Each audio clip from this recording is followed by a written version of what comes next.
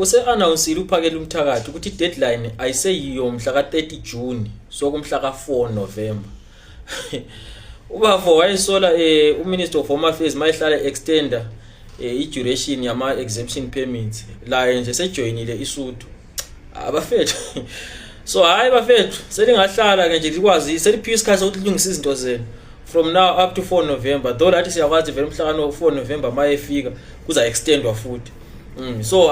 extension after extension, extension after extension. Phela selisondelele ilanga lelo. Khona unanzelela ubafo la ukuthi ngawo-30 June angadlula uyabe ngasela into yokwenza be. Because uyabe ngasela into so kade uyakwazi ukuthi useselesikhathi so into ukuthi ona sithi asigijimeni siyele asigijimeni siyele kuziyafika umhla ka-4 June umhla ka-4 November uyabe seke wakholisa uyabe seke wakholisa lo ngama donation design kuyasoke kwangena yabo ayisole ingwenye isole lapha ithi yo mafezi extender kanjani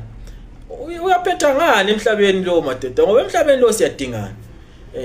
ozokusele nje ukuthi madoda liyeke nje into leni lina ngoba lendlela okwazi ukuthi lingadila njani lama illegal immigrants but abantu abalamaphepha le ukuthi liyabaxotsha le hali ke limancane baningancane bafethu